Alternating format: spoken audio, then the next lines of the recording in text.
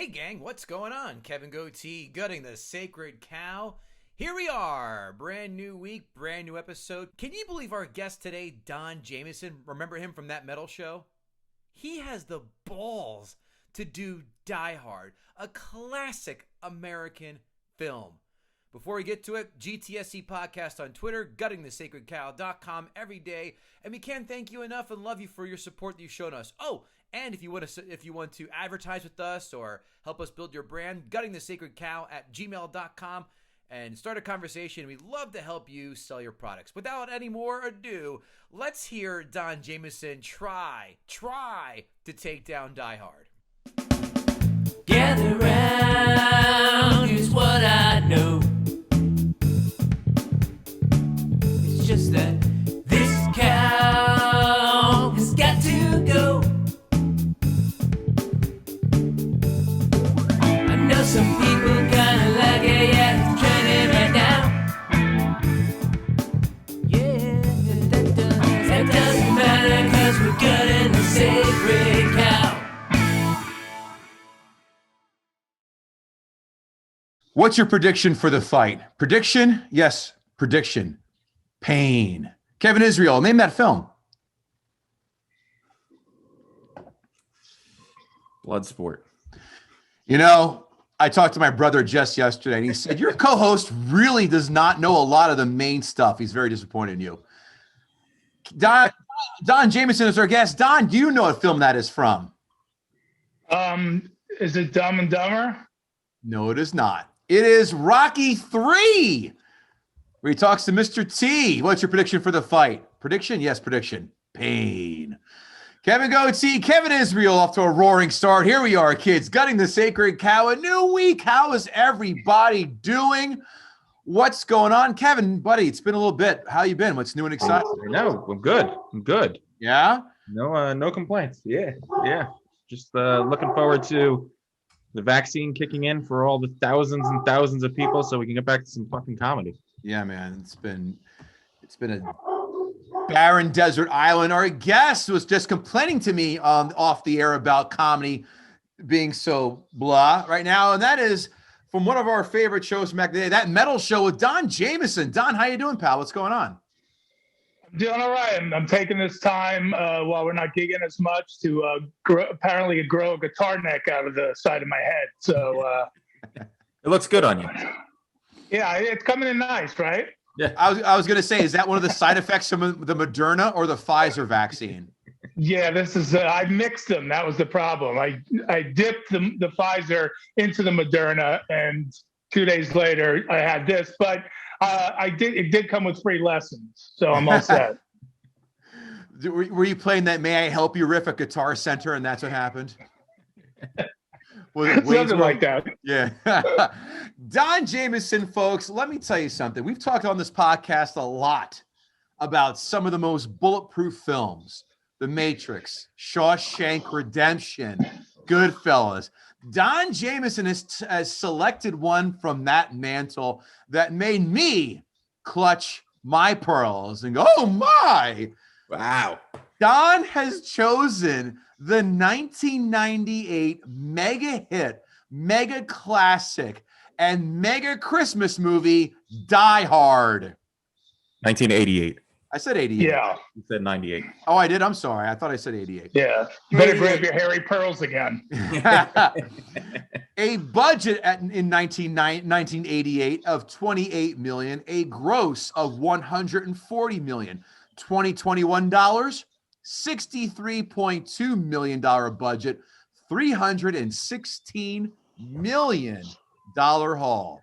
Pretty damn good. And of course, spawned one or two good sequels and a bunch of terrible ones.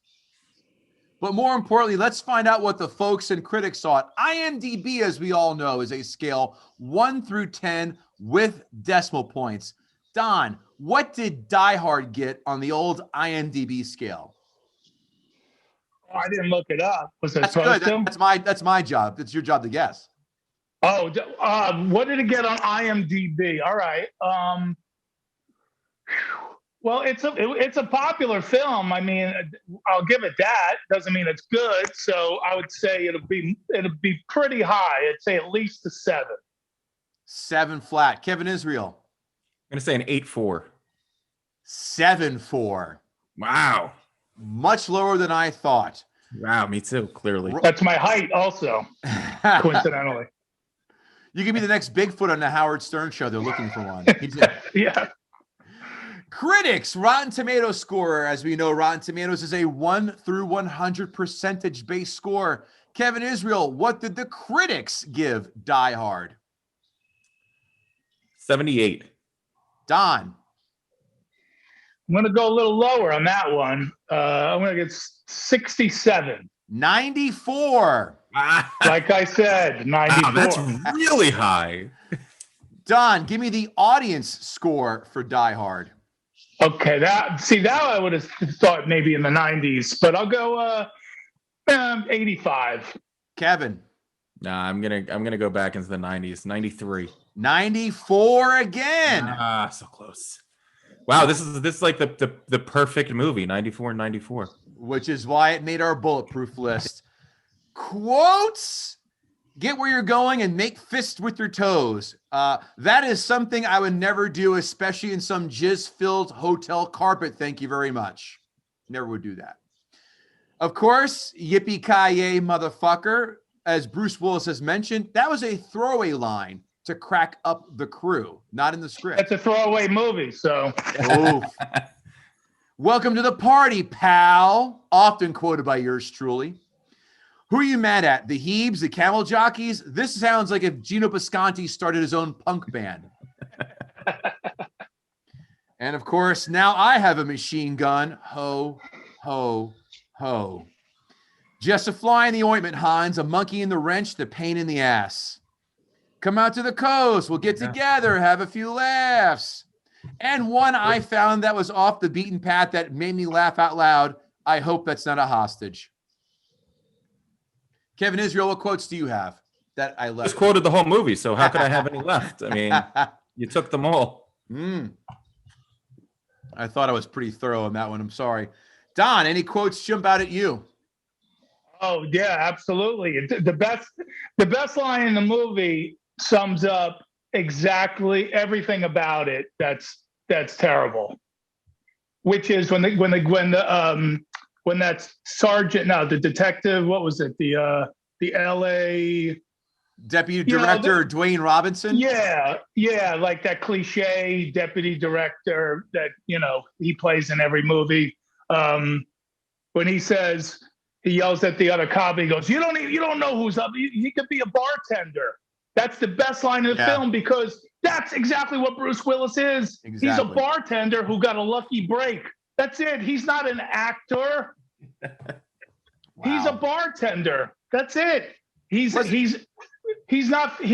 famous because he's an actor. He's famous because he's a celebrity.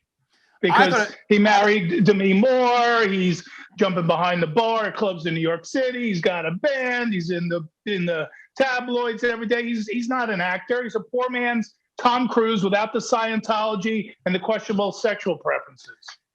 Was he a bartender? Was it Studio 54 or the China Club? Which one was it? I forgot. In the great words of Otto and George, who gives a shit? You forgot those Seagram commercials where he sang. So that's also on his resume.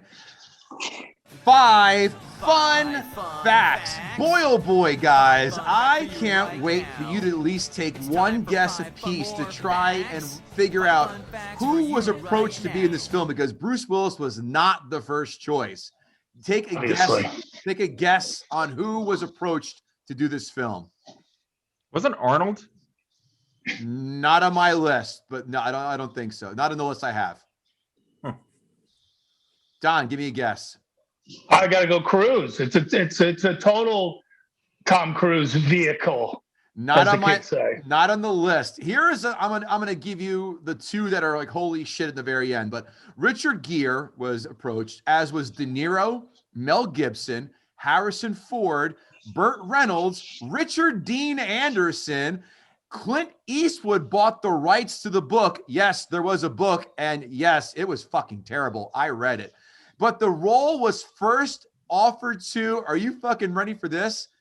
Frank Sinatra. Oh, I had heard that. Yes. Wasn't that a long time ago, though, before the movie was made? I believe it was. It didn't specify when it was offered to him, but yeah. Yeah, I don't think it was Sinatra 88. Yeah, Sinatra 88 would be moving around with a walker with tennis balls on the bottom.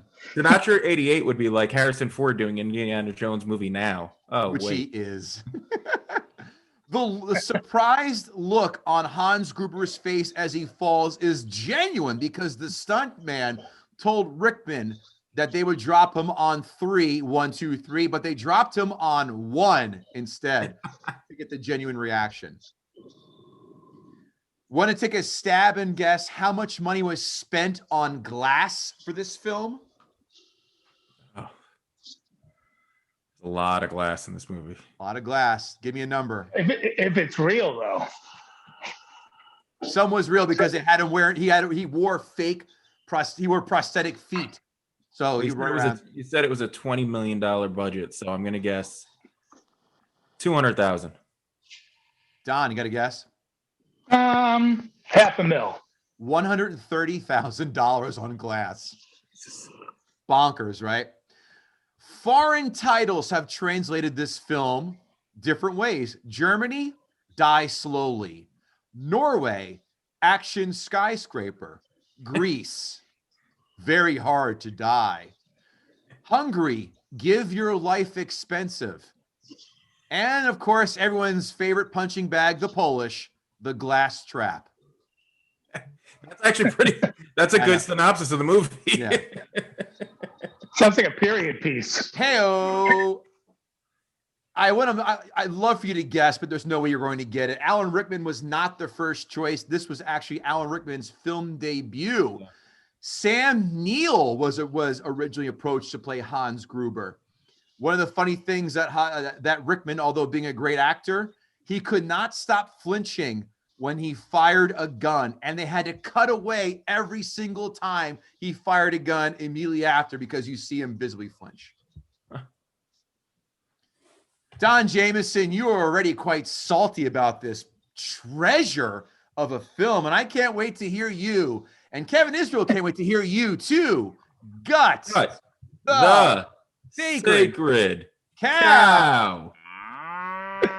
Well, Hans Gruber should have took that gun and shot the director because this is a complete travesty from beginning to end. There's nothing redeemable about this film at all. The acting is ridiculous. Every premise is a cliche, and the worst part about it is the fact that all these years later, you got to see every fucking Christmas on Twitter. Oh, is Die Hard a Christmas movie? Fucking nerds. It's not a Christmas movie. It's just an awful waste of $28 million. Oof. What else gets your nuts in a knot about this film? Oh, you want to go from beginning to end? You have as much time as you want to. Go for it. Much gusto as you want with this. Okay, let's just go through it and get through as much as we can. Even just the Christmas party was a cliche. The guy doing coke in the office, that guy was an atrocious actor, by the way. Yeah. Just nothing believable about that guy. And then he's even more horrible later when he's the negotiator with Hans in that scene. Hey, but yeah, like if people were dying around you and guys had machine guns to your head, you'd be so calm and cool. Oh, I know how to deal with this guy. Oh, come on. That acting was so fucking bad. It was painful. People hooking up at the Christmas party. It was all the dumb cliches of that. I love how the terrorists come in, and this is a common theme through the whole movie. Terrorists come in, they know every inch of the building. They know every nook and cranny before they even walk in the door. And somehow John McClane, who was never in that building in his whole life, Once he goes into action, he knows he's crawling through duct work. He knows if I go through this fan where I'll get to, if I break this door down, I can ride the cables on this elevator and nothing bad will happen to me. Come on. That's bullshit walking around. And the minute the terrorists come in, you know that he's gonna save the day. I mean, that's so obvious. You know he's gonna save the day with like a toothpick and a white tank top and patchy chest hair. I've done a lot of things when I watch films, but scoping out Bruce Willis's chest hair has never been on my high list of things to do. But now it is on my list of things to do.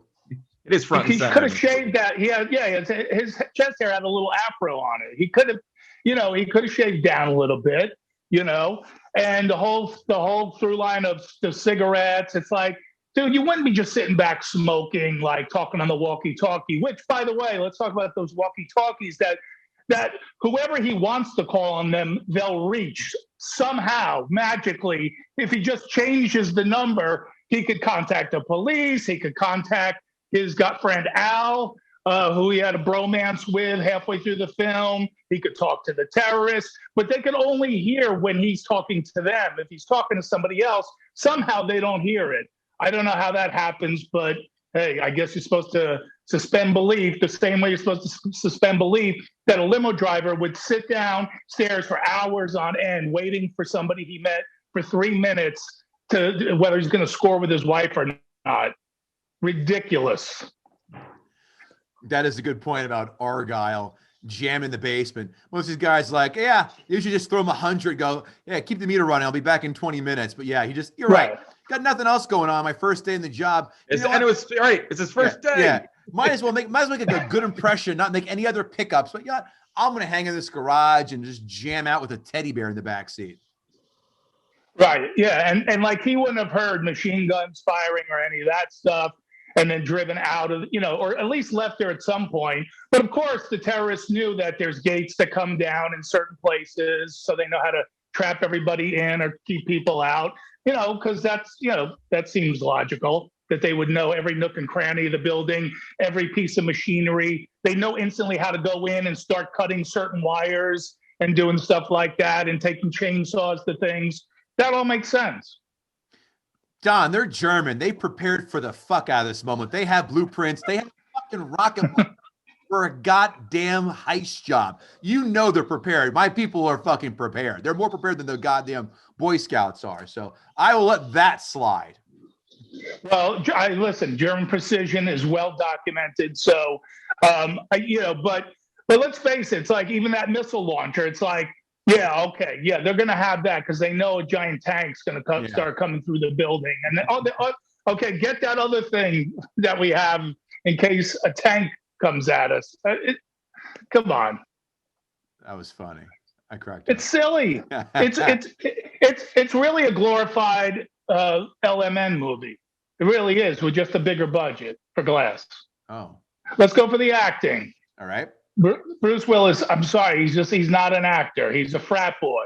All right. And that's what he plays. And it's all that dialogue where he's talking to himself and he's cracking those awful jokes, which are terrible. It's just fucking crickets. Who's driving that car? Stevie Wonder? I mean, when you can actually act, you don't need the script writer to put the obvious stuff, that you have to say out loud. You should just be able to show it non-verbally, but he can't. So they have to script these lines where he's talking to himself because, we all walk around doing that. Have you not been in the subways in the last 10 minutes? I'm not going in unless John McClane comes with me. I'm not going in the subways. But he's a cop though, telling shitty jokes. That's what cops do. So I got you. That's kind of in character, I think, but yeah, but they could have been better jokes. And it's just funny, whenever there's the slightest noise, they know where he is in the building all of a sudden. Okay, get to the roof. He brushed up against a door and they're going, get to the roof. But meanwhile, when he's on the walkie-talkie talking for a half hour, they have no idea where he is. It's like the monsters from The Quiet Place. Yes, They use sonar and track him down in a heartbeat. exactly. And listen, you tell me nobody in Los Angeles, especially in that part of LA, it's right in the heart of not downtown, but right in the heart of Hollywood. People are going to hear machine guns. Even the cop, when he comes out of the convenience store, Al, looks up and he sees gunfire up on the roof, but then he claims that he didn't see anything. And that whole bromance was awful, just terrible. It never pays off in the end. And of course, they see each other, like, and there's this Gone with the Wind music, and all of a sudden, oh yeah, I know that's Al, and I know that's McClane. Like, oh, come on, give me a break. There's 5,000 people. You just fucking tied a fire hose around your waist and went halfway down the building and then smashed through a window, which that whole scene was beyond stupid. And then you get down there and you're with your wife and you go, oh yeah, that must be the guy I was talking to. I thought it was racist. Terrible. Why did you assume he's the black guy? Yeah. What did you expect? McClane and Al Palo just French kiss at the very end after Al wastes the German guy hanging by his neck by chains? Right. Well, I'll say that was a good payoff to his story. Yeah. But if you wanted to make it more of a Christmas movie, yeah, I would have had the scene at the end where Al's over at their house with McClane and his wife and his kids and maybe his family, and they're all having Christmas together. That might have been, I mean, they went for the cheesy ending anyway, that he gets, of course, he gets the wife back. Like, everything is so predictable that, 30 minutes in, you're like, I already know everything that's going to happen in here. It's going to end happy. He's going to take everyone out. I like how the news instantly knew, like, who the terrorist was just because they heard the name Hans. I didn't even think of that. Boy, that's good. Yeah, the news anchor who, they do the total parody of a himbo LA broadcaster with that guy. And then the woman's like, oh, we heard the name Hans, so it must be Hans Gruber. And they put the picture up in the news. It's like, you German terrorist. Like, no, you don't know who it is. Nobody knows. The only Hans we know is Hans Gruber and Hans Christian Andersen. Fairy tale extraordinaire. He would have been Hans Christian Andersen, who has been just as much of a suspect at that point. Yeah. Or Hans and Franz, a famous SNL sketch duo. Right. Exactly. And I love, and then the whole plot of the movie changes. They came to steal 600 million plus, and then it became about releasing political prisoners out of nowhere. It's like, wait a minute, what happened to the other thing? It was almost like, how did he go from a white tank top to a black tank top and nobody says anything? No. He explains that. Yeah, he says, listen, he goes, I'm just saying that just to keep them busy. Like, I don't know who these people are. I don't give a shit about them. But it was just kind of feeding to the terrorist narrative. They were just there for the money. That was just like a bullshit cover story. Well, answer for the tank top. I can't answer that. How did the tank top go from white to black? It didn't go. It was all dirty. When was it black? I don't remember him having a black tank top. Halfway through, it's white in one scene, and then boom, and then instantly it's black, just in the same scene. Really? I just knew it got super dirty and bloodier. I don't know. Yeah, I thought it just got bloodier and dirtier. German blood. Yeah. And then there's a funny one where he says where Hans Gruber has the gun on him, and he goes, I'm going to count to 3. And McClane goes, like you did with Takashi or whatever the guy's name was. He wasn't even in the room when that happened. How did he fucking know that? Oops. Wait. Script coordinator. Continuity. Anybody? Was he in the room with them? No. Was he on the walkie-talkie, holding the walkie-talkie button down when he did kill him? I forgot if that was the case. That's how I think. Oh, so it was right at the exact time, of course. Yeah. The FBI agent was a joke. That head guy, who makes Ray Liotta look like a 13-year-old girl's complexion. Robert Davi, who looks like he had a track meet on his face. Yeah. He was a bad parody of like a mafioso, positioned as an FBI guy. Just like Saigon, right? Yeah. He was also one of the Fratelli brothers in the Goonies. Yeah, that's right. So the Yeah. Italian bad guy motif has been carried on throughout the years. Also, the bad guy in the last Timothy Dalton Bond film, License to Kill. Wow. That's a That guy deep should cut. only ever be. Yeah, I'm sorry, Kevin. That guy should only ever be a criminal mastermind in any film or a mafioso. Right. Or a guy who looks like he fell asleep face down on a bed of nails. Those are the options. That's a movie. Yeah, that's a movie I'd be into. That's like the best jackass stunt that hasn't happened yet. Yeah, and I like how Al and McClane, like they knew everything right to do, but the FBI and the LAPD had no idea the right thing to do. Right. But those two guys knew everything, and then the whole thing, the fire hose, sure, that's gonna hold. He goes over the thing, the explosion, the helicopter, all while his foot's been bleeding for the last 2 hours. It didn't make him faint in the least bit. Yeah, what That's fine. What if he's a hemophiliac? Then he's really fucked by Act 2. But he wasn't worried because he knew the limo had a first aid kit in the back. And there you go. That is my review of Die Hard, one of the worst movies ever made. I'm flabbergasted. Don, Wow. give me your score 1 to 10. Die Hard. What do you think? 0. Wow. God, Kevin Israel had to get up and shut the door. That's so bad. My wife just fell down when she heard that. Well. Kevin, do you want to go first or shall I go first? I'd love to go first if you'll allow me. I will allow you. Please do I so. appreciate it. Yeah. All right. Now I know this show isn't about KG and myself, but I am going to make this about a particular point that I've been making over the past at least 10 years. And Don, I guess, is going to call me a geek for making this point. But this is going to be my one chance to make it publicly. So I know it's coming already. I feel I need to make it here. Die Hard is not a Christmas movie. And this is coming from an authority on Christmas, a Jew. Die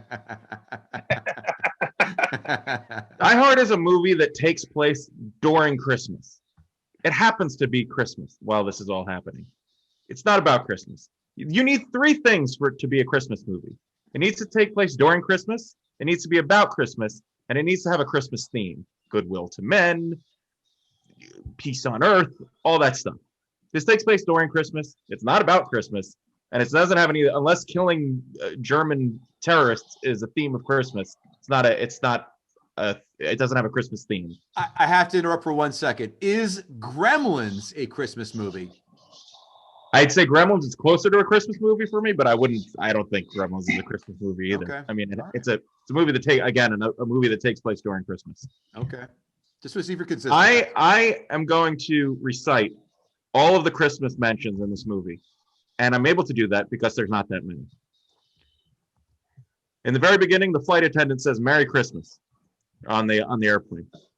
Christmas in Hollis is playing in the limo. Yeah. McClane whistles Jingle Bells. When he gets to the party, somebody says, really drunk guy kisses him and says "Merry Christmas." The one cool Christmas reference is when he says, "Now I have a machine gun, ho ho ho," when he puts that on. That was a pretty badass moment. Not really a Christmas moment though. Christmas music is playing in the Quickie Mart where we first meet Al. Then Al is later singing "Let It Snow." The Black Hacker does his twisted version of "'Twas a Night Before Christmas." Hans, towards the end, says, "It's Christmas, Theo, a time for miracles." When the vault finally opens, I believe Hans said "Merry Christmas." At the very end, when everything blows up, it starts snowing bearer bonds, which I thought was a kind of a cute nod to it being Christmas and winter and whatever, but that was vague. And then the driver, the Argyle, says "Merry Christmas," and the movie ends with "Let It Snow." That's the entirety of Christmas in this movie. No, you missed one. What I missed? You missed one, and this is why you could tell shit must have got cut out of it because they did have this opportunity to make it a Christmas movie, like I said, with some kind of ending where he's at home with his family, because the wife almost sets it up in the beginning where she's talking to her daughter and she says, and the daughter says, "Is Daddy coming home?" And she says, "Let's see what me and Santa can do." You forgot right. the German terrorist had a Christmas hat on in the elevator where it did say "Ho ho ho." Now I have a machine gun. Yes. Okay. I forgot the hat, and I missed the Christmas. Yes, and I agree that had it ended with them all sitting around a Christmas tree drinking a festive bowl of punch, maybe that would have been closer. Eggnog. I know you're Jewish, but eggnog. Let's stay with the point here. Eggnog, right from the moose. Eating Chinese food. Let's be fair. From the moose. The good call. I love that. Good call. Al could have been Jewish. Yeah. So look, in summation, this just isn't a Christmas movie. I know you people want to make this a Christmas movie because it seems funny and ironic and it's a violent movie, but we'll make it it's not. It's not a Christmas movie. Just stop it. Stop wearing your Remember Nakatomi Plaza in '88 Merry Christmas shirts. It's just it's stupid. You're obnoxious hipsters who probably weren't even alive when this movie came out. So go fuck yourself. From this Jew, it's not a Christmas movie. Hey, well done. Not only you're not a geek, that was amazing. Yeah. That was the best. If they had a monologue half that good in the movie, I would have given it 1 star at least. But as far as the movie itself goes, Kevin started this point off. Has anybody ever tested this walking around barefoot on carpet theory about stress? I feel like they just completely made this up, and this has never been. I mean, I could understand if it was some kind of theory that existed out there, but it didn't even make sense because then he does it and he goes, "Huh, he's right. He's right about what? You're already there. It doesn't help with flying. You do it when you get." The whole theory just made no sense to me. Ellis, as Don said, is a terrible character. Here's my only disagreement with Don. I don't know that it was bad acting as much as it was terrible character writing. The character was written, he was a douchebag. He's a douchebag cokehead, and he's a douchebag rapey cokehead. So basically, he's the dude from the 80s. Like, there's no, that's all you need to know about him. And then, like Don said, the whole scene with him going, Hans, Booby, that was bananas. I don't care how much of a coke-headed douchebag you are. You're not going to sit there when there's all these very dangerous looking men and just be so laid back about it. That was of all the parts in the movie. That's actually, I wish they just did without that. And then they tried to sort of make it sympathetic because he was kind of trying to help John out by saying, "Hey, no, we knew each other, right?" So because he didn't want to dime out John's wife. And it was like, but I still don't care about this guy. Like they wanted to make his murder like you care about it. And then when they kill him, you're like, but he was a douchebag. I just didn't care. Like, they picked the wrong guy to have sacrifice himself. Yeah, and also like if he was a cokehead, like he was already coming down at that point, and he would have been crying about an old girlfriend or an old wife and babbling on like a maniac. So he wouldn't have been all up and jacked up at that point. He'd have been coming down and miserable by then. I think they miss a casting opportunity with Don Jamieson as Ellis here. It sounds like a lot of pretty autobiographical. Well, I've seen a lot on the road, the old comedy road. I've heard. Yeah, and the other thing about the crit, like you said, where he puts the dead guy in the elevator and sends him down, says, "Now I got a machine gun." Like, who would telegraph that there's somebody else in the building? Like, the whole idea is to be quiet and stealthily try to take each one of them out. You wouldn't do that. You don't know how many terrorists are down there. There could be 500 terrorists down there. Why would you call attention that there's somebody else in the building? You just fucking sit and wait. You lie in wait. They come up to whatever floor you're on, and you pick them up. Don't tell them what weapons you have. Right. I'm pretty sure in Navy SEAL training, if somebody's like, "Hey, sir, I saw Die Hard. Is it cool if I tell the enemy that I have an AK-47? They're probably not like, "Oh yeah, it's a good idea. Try that." Yeah, that works out. I like how send Muhammad's body back with a message written in Arabic. Ho ho ho! Now I have an AK-47. Good plan. Thank you. I like how he knows how to use every single weapon and detonate. Like, he knows how to use everything. He's reloading clips the entire time. Where'd all these clips come from? What do you have him in his back pocket? There's 1,000 clips. They're shooting when there's not even action going on. It's like, wait, these guys, how much ammo do these guys have? Like, hey, he's got to know I only have one clip here. I can't just shoot up into the air randomly. He They're kept just stealing. constant shooting. He kept stealing their duffel bags. That's what makes that. That's what makes Yeah, that but it was- quasi on the plane. But he ends up with just 2 bullets. That But it limousine, ended perfectly. that limousine is definitely still in service today. Probably driving some hammered guys around in Vegas as they get overpriced hand jobs, and it smells like fake strawberries. Is that a double? You're being redundant. Excuse me. Hand jobs are always overpriced, and any price on a hand job is a waste. Okay, let's just call it as we see it, guys. Like Don spoke from the cocaine story from experience, Kevin is speaking from experience. I've never paid for a hooker. Period. I'll never pay for a hand job. If I ever would pay for a hooker, it ain't for getting jerked off, because no one knows you like you. I've never paid for one. I just rip them off at the end. I hate, as Kev knows, I hate feet. I hate feet. And that's why, as much as I love Quentin Tarantino, his movies always freak me out. This movie is a nightmare for me. The minute he takes his shoes off, I remember watching it for the first time thinking, why is he taking his shoes off? And then when everything goes down and he runs out, like if that was me, I don't care what was happening, the first thing I do is put my shoes back on. I would never be running around barefoot. And then at the end, when he starts to have to pull the glass out of his feet, I would pass out. I would have been like, well, I'm not saving these people because I have glass in my feet and I'm not touching my feet. So you're all fucked. Sorry. This place is going to blow up.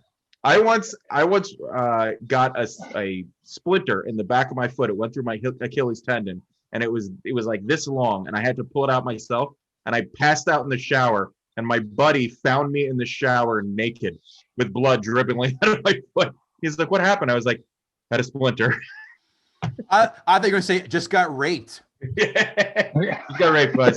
Something this big. That's a way better ending there.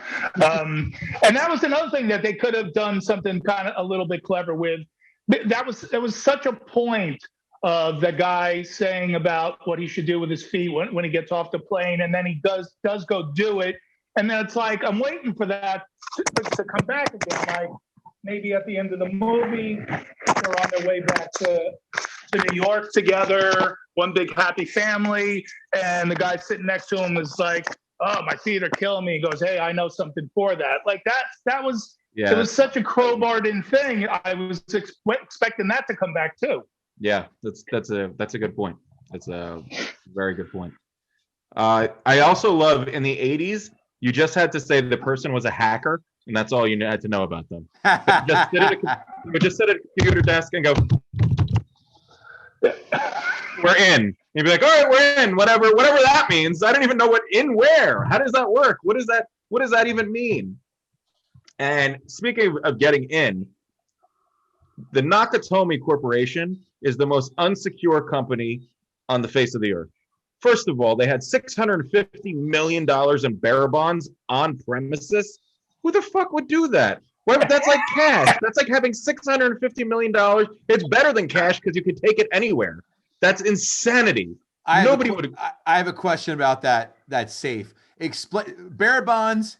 All right, I'll let that slide. Why in the good goddamn blue blazes do they have samurai armor in that fucking same set? Why? They're Asian. Kev, they're Asian. No. Asian Okay. Have that's what they're saying. Where was the fucking gong then? Because I was looking for that too. It's off campus. It's absolutely insane that a company like this, and they have all these security guards. They did know really. If you ever saw the movie Skyscraper, and I can't believe I'm referencing this movie. Dwayne Johnson in that movie is a security expert, and he goes to the building, and his whole point there is to test if it's a safe building. And it clearly, as the movie happens, it is not safe. They would have had somebody like that do this at this building. They would have had somebody run through all the possible protocols, and it wouldn't be like, oh yeah, and if the power goes out within 12 blocks, the safe opens. What? That's insane. Of course the power is going to go out at some point. This guy deserved to get shot, and he deserved to have a safe robbed, because that's just crazy that he kept that kind of money behind such an unsecure safe to be able to be robbed by these knuckleheads. Speaking of these knuckleheads, That's a great point, Kevin. What's that? That's such a great point. I Yeah. didn't even think about that. I analyzed everything in that movie. But you're right. It's like, hey, we're going to keep 650 million, in the safe, and we'll put the key under the front door. Right. Don't Under look the there. front mat. Nobody will look. Yeah, you should see how much I have under my mattress. My God. Hans's crew has more big blonde German guys than Kevin Goatee's fraternity. That crew of misfits was the weirdest bunch of people. There was the German guys. There was the random Asian guy who I think is the bad guy in almost every 80s movie. Al Leong from Big Trouble in Little China. Yes, and right. He was and a ton of those films we all love. And then they had the random black hacker. And I just feel like all of these not quasi-Nazi German guys wouldn't have been like, yeah, let's have the black guy do the important stuff. There's no way that was happening. And speaking of Hans, and I love Alan Rickman. But what was that accent he was doing? It wasn't quite German. It wasn't really Eastern European. Sometimes it was kind of British. I get this was his first movie, but they should have just made him British. They shouldn't have made him do that crack-ass accent that changes throughout the movie, because he's an awesome bad guy. I mean, everybody loves Hans Gruber. He's a great bad guy, and he's such a quintessential 80s bad guy, but that accent just made no sense. And it's not like they gave you a bunch of background on this team anyhow, this crew of terrorists, where it was like, oh, he has to be German. He could have been anything. Like, really, he was just a bank robber. And the accent just evolves throughout the movie into further from being German. So you had the principal. You had the principal from The Breakfast Club. You had the EPA regulator from Ghostbusters. Right. Yep. And you had the cop from Family Matters. And all three of those actors were playing the exact same characters that they always do. It's William Atherton. Was the EPA guy, was Dickless in Ghostbusters. He's the exact same character. Literally the exact same character. Also in Real Genius, which was a real piece of shit. Saw that for the first time. Wow. I saw it for the first time a few weeks ago, and it is fucking awful. Continue. Val Kilmer, right? Yeah, terrible. Yeah. And then Paul Gleason is the principal from Breakfast Club.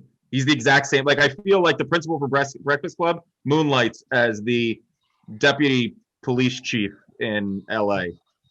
And then Reginald Vell Johnson. I mean, this joke's been just made ad infinitum, but he's the exact same cop. Like, I think they even used the same outfit when they started to make Family Matters. They were like, "Oh, you have a police uniform?" He's like, "Yeah, I was in Die Hard." They're like, "You got the part. Good for you." That's all we needed to know. You forgot, though, and I rewatched this recently, otherwise I never would remember that he was also the limo driver in Crocodile Dundee. Wow.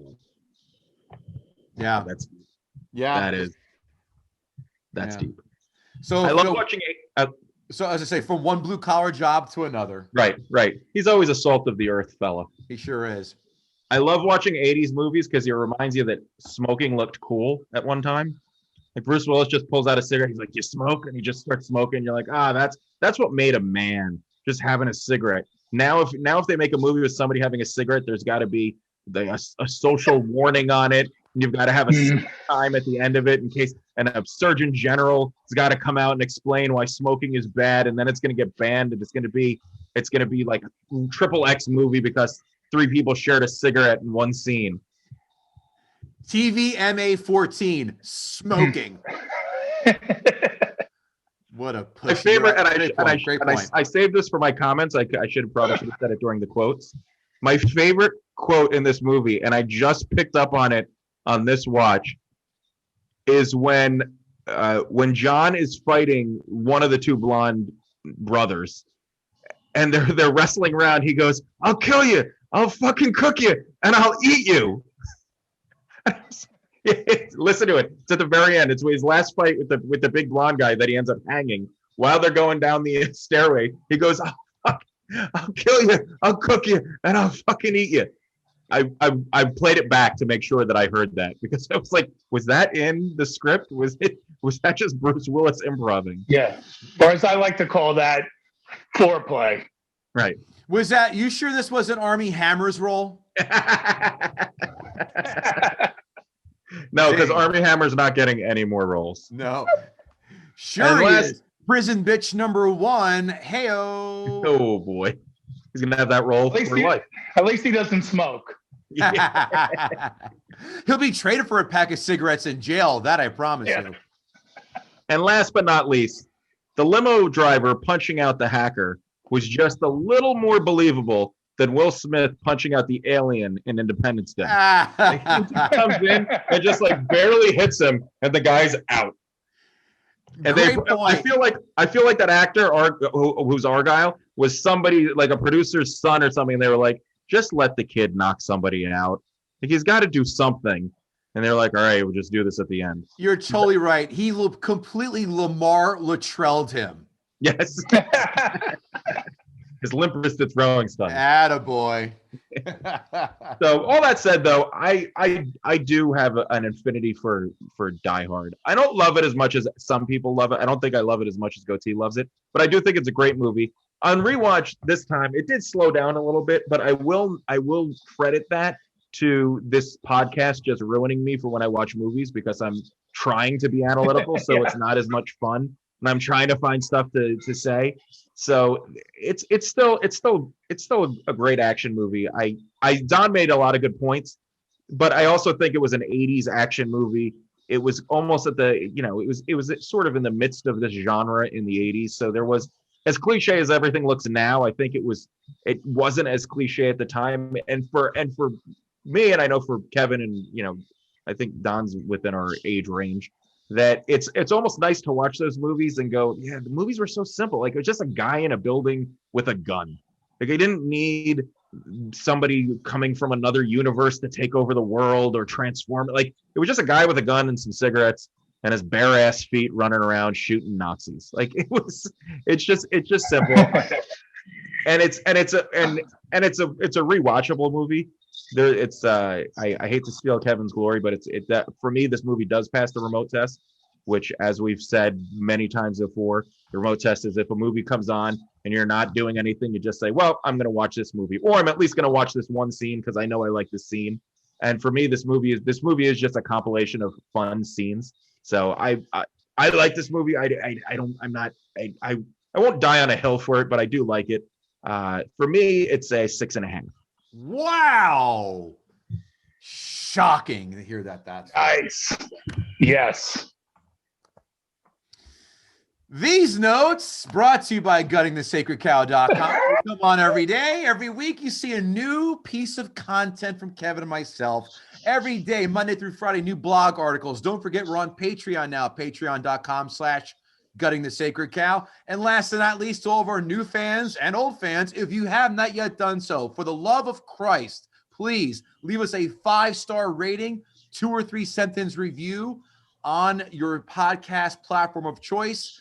If you're on YouTube, like and subscribe. But the most important thing you can do is tell a fucking friend about how cool and how funny this podcast is, and better than any other dickbag podcast about movies there is out there, Kevin, because no one better than us at this, right? Nope. We're it. Notes. Wow. Wait. Let's just remind people where we are before you give your monologue. Well, we did. We'll do that in the end, but why not? Since you brought it up, a 6.5, and a 0. Okay. So we're at about a rating of a 3.25, if my math is correct. It is. So this is up to you to get it somewhere remotely as a watchable film. And go. On the mathematician, Jamieson. Thanks, John Nash. I'll do my notes now. Wow, this film is smoking in an airport old. I put that in quotes. That's how old this film is. Is Holly teasing that she's open for office hanky-panky? Hear me out. She shuts down Ellis, but has her family photo face down in the office. That means she's down to fuck with to a degree. Am I right? And Ellis, go ahead, John. You were about to say something. Well, that's a whole big theme of it, which is like, like they're basically separated, probably getting divorced. She thinks he's, basically a dirtbag. But while he's up on the 30th floor, she's like totally confident that he's going to save the day. All of a sudden, he's the greatest guy in the world. 2 minutes before, she's ready to snort coke off of Ellis's dick and divorce her husband, the deadbeat husband, the cop in New York. Then all of a sudden, he's a superhero. Only John can make someone that mad. Oh, That's right. That should be their Christmas card. Goddamn, Ellis is a fucking asshole, but let's admire the balls in this son of a bitch. He asked to make sex in her office during a Christmas party and does coke on a co-worker's desk. Pure balls.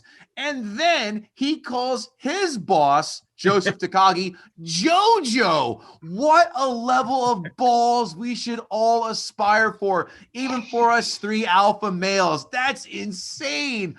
Fuck you attitude, which of course does him in later on. Hey, Kev, you know when you're the top salesman, you can do whatever you want. There's a guy in our company, very quick story, our day job. This guy is from the fucking shitty southern state like Alabama or whatever. The fucking guy rolls in wearing like shitty plaid button down, not plaid, like I don't know, like hillbilly like shirts.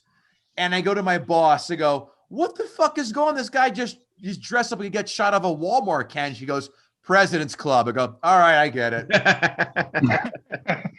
So I mean, does he call you Kev? No, I don't. First of all, his name is Shannon, and I don't acknowledge guys who have and I don't acknowledge guys who have girls' first names. Thank you. Just like people named Blair and Blaine. Is it spelled with Shannon with a G, like that ridiculous way? No. Shagnon. He's not Irish. Let's not go that far. Yeah. Call him Seamus.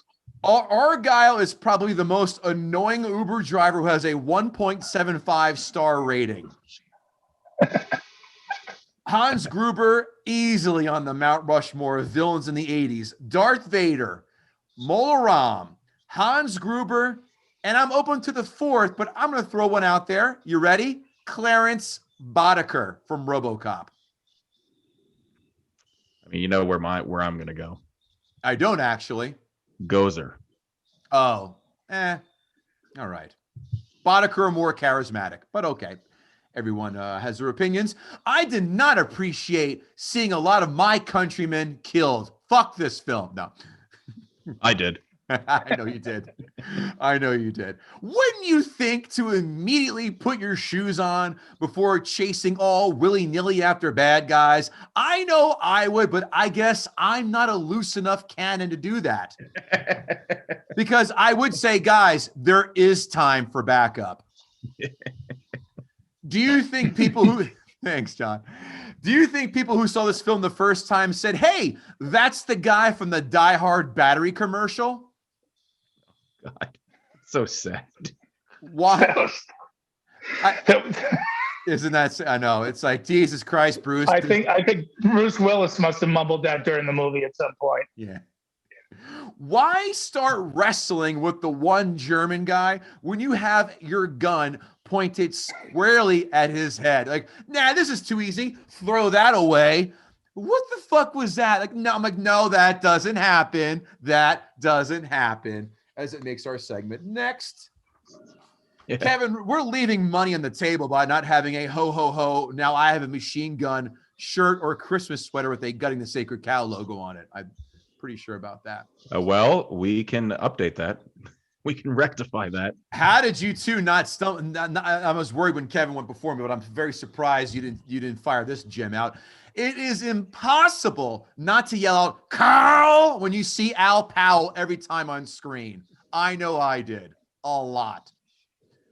One of my favorite things to do while watching films are noticing the price tags on certain items, what movies were playing while the movie shot, what movies you see on a theater on the marquee in the background at the time that movie was filmed, or what gas cost at the time of filming. For example, in 1987, when this was filmed, gas was 74 cents a gallon. Because you see that when he walks out of the Quickie Mart at the gas station. And I go, holy shit. The good old days. William Atherton and Billy Zabka cornered the asshole market in the 80s films.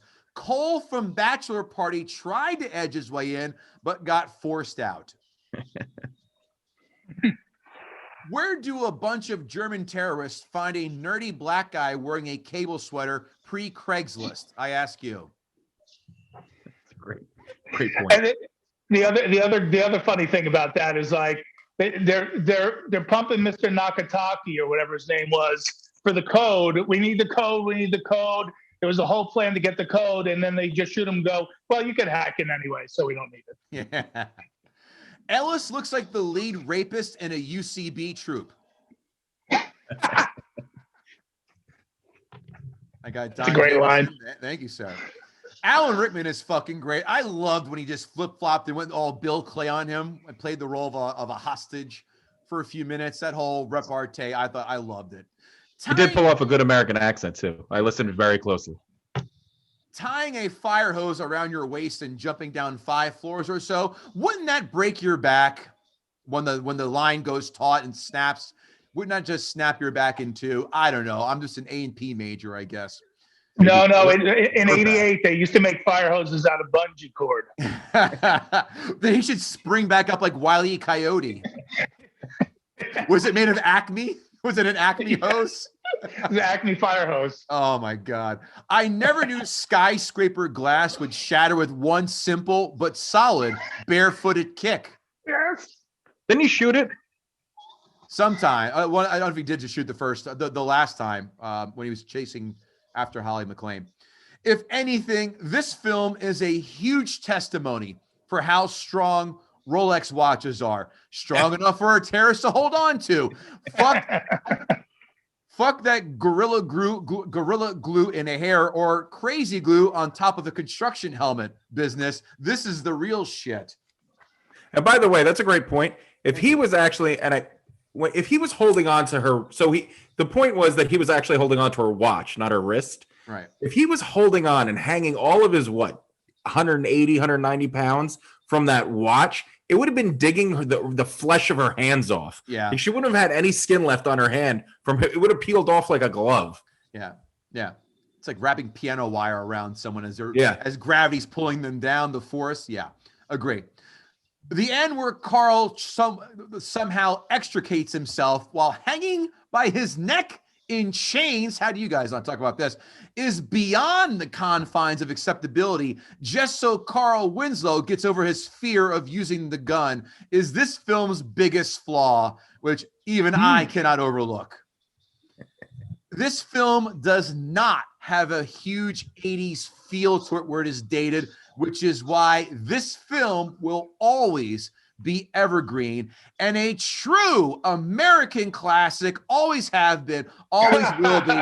This film passes the remote test, flying colors. Shame on you for your smear campaign, Don Jamieson. This film is fantastic, although I will give you credit with something that not many people have done in this podcast.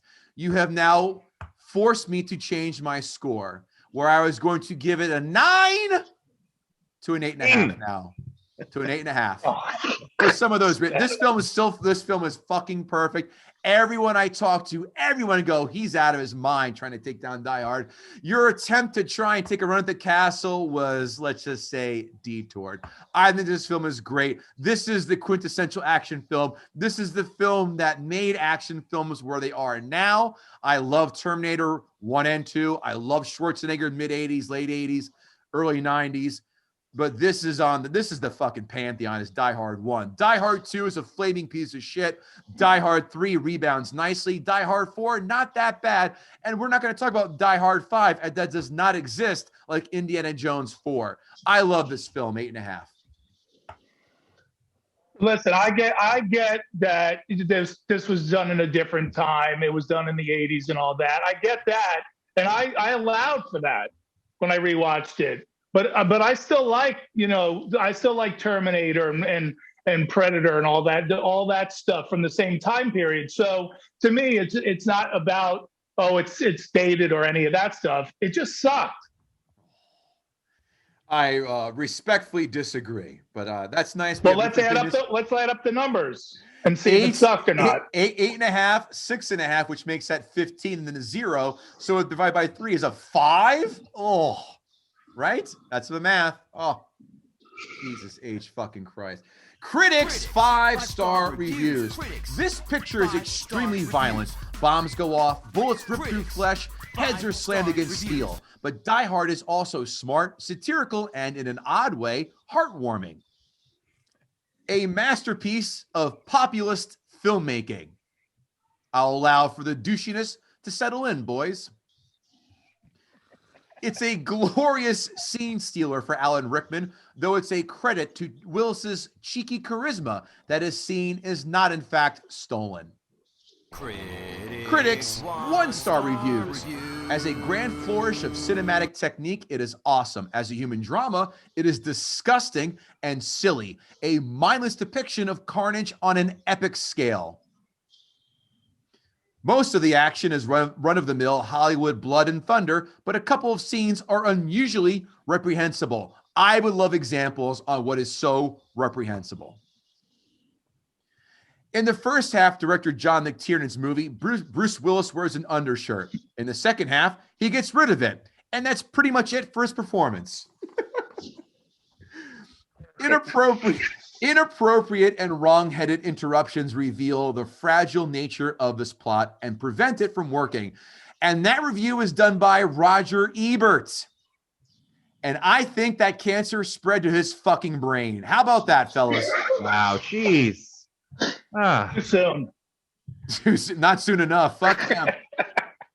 It gets your heart pounding, then makes you hate yourself for it.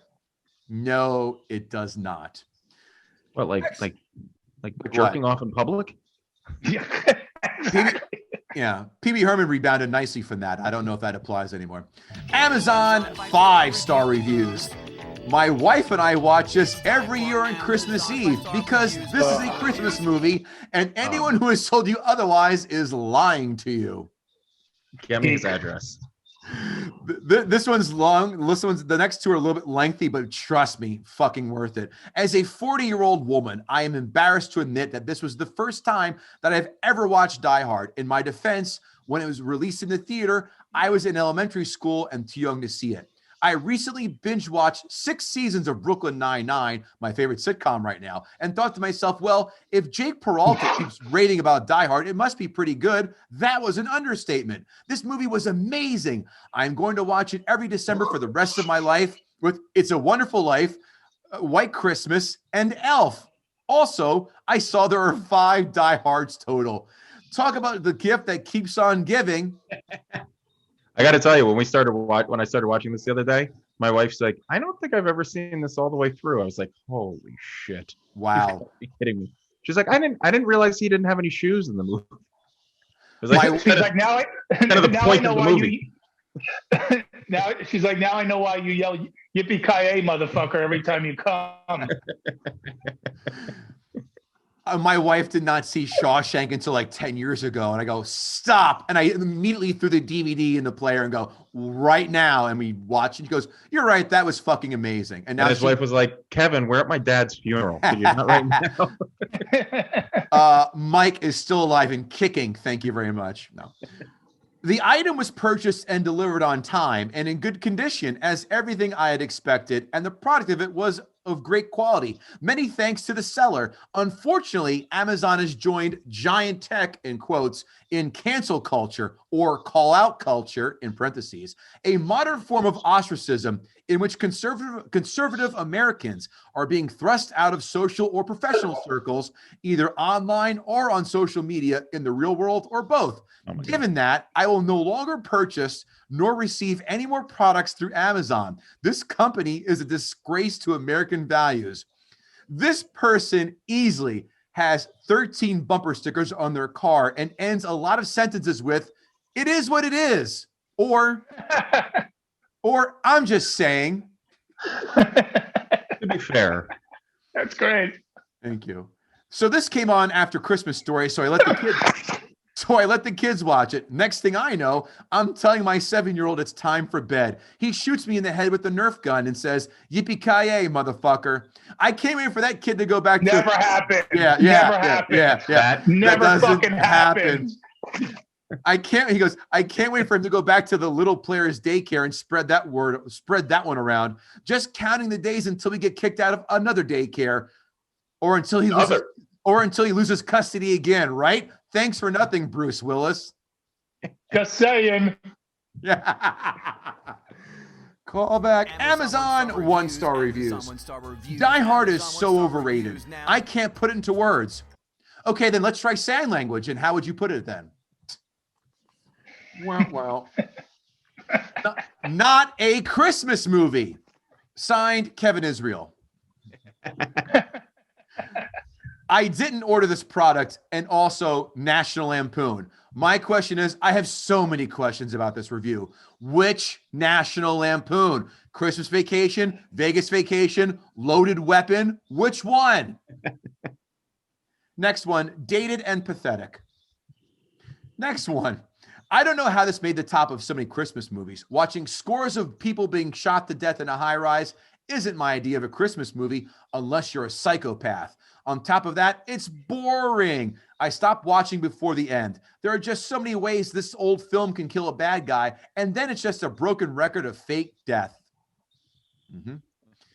I had high hopes for this movie. However, I was so bored. Yes, even with the attractive Bruce Willis on the screen, that I stopped watching it after half an hour. I decided to finish watching it the next day since I already paid to rent it. I gave it 20 more minutes and just couldn't justify my time watching it. I shut it off and said, the heck with it. Wish I could get my money back. Signed, Demi Moore. Thank you. I just wish Netflix would have a better film selection. I am so sick and tired of going through the same and same over and over horrible collection. I am contemplating to drop my membership next month. I rate your service half a star. Can you at least add some new films? It would be appreciated. Signed, Zilda DaCosta. It's like fuck pressing 0 for customer service. I'm going to pick a beloved film and spew my diatribe at its review section. Well, I gotta agree with her on that. There's only 12 million films on Netflix. Yeah. I agree It's just not enough of a selection. Yeah, it's Die Hard sucks Cheswick. How do you read that? Is that Die Hard sucks, signed Cheswick, or Die Hard sucks Cheswick, which is slang for a dick? I don't know. We're gonna have to put this out to a vote online. And speaking It is to our what it is. Go ahead, Don. It is what it is. Oh, they said it. Here's what it is. It is what it is. Even better. I agree with Die Hard. D-U-H hard. Oh, we've got ourselves a cunning linguist pun fan here. First, the positive. Bruce Willis is very nice eye candy. Meow. But in addition to it being too long, it has too many characters. It's so predictable. It tries too hard. And as a result, it's laughable. It reminded me, how many characters do you have to keep focus of? 3 and a bunch of no-name bad guys? Is that fucking hard to keep fucking count, people? Jesus. It's so predictable, it tries too hard, and as a result, it's laughable. It reminded me of the Towering Inferno. I fell asleep watching it. Too many characters. Do they want 2 or 3 like Max, like Castaway, Wilson, and the volleyball, and then maybe a little Helen Hunt for all time's sake? Volleyball would have better acting chops. I knew that was coming. It might be the Towering Inferno because it's in a building. Like every movie that's in a building reminds me of the Towering Inferno. Yeah. But I tell you what, this is how important Die Hard is, because every single fucking pitch in the world, every action movie starts off with, it's Die Hard on a blah, blah, blah. Die Hard on a bus. Die Hard on a bus. Die Hard on a boat. Die Hard in you name it, daycare, which was Daddy Daycare, the real name of it. Kevin Israel, did Don Jamieson gut the sacred cow? Listen, while I am not as exuberant about this movie as Kevin Goatee is, I still do like it. I still think it holds an important place in movie history. Don made a lot of great points, but I think this movie's just too big for. I don't think it's too big for almost anyone to gut. Yes. I think this is one of those movies, like Kev said, that set off a genre that people look to as kind of the pinnacle of this is what we want to achieve. It's the alpha. So he really put a beat down on this cow, but he didn't quite gut it. Right. Sorry, Don. Yeah, no fatality. You did put it. Listen, you pumped it full of a few bullets, but then just like the T-1000, he just shit him out and came right back at you, and then put a long blade through your mouth as you're drinking from a quart of milk. Well, that's what I did about 30 minutes into Die Hard. So makes honey, sense. Wolfie's fine, honey. Wolfie's fine. I'd rather watch Kevin Israel. I'd rather pull a sliver out of Kevin Israel's foot as he lays naked in the shower than watch that movie ever again. I'd pay for that. What's that run? And then put your sliver inside of Kevin Israel in the shower. No, it's more than a sliver. Meow. Don Jamieson, you've been an amazing guest. Absolutely love you. You have an open invite on this podcast, but we want to hear, the folks at home want to hear what you're up to, where we can find you. So plug away, sir.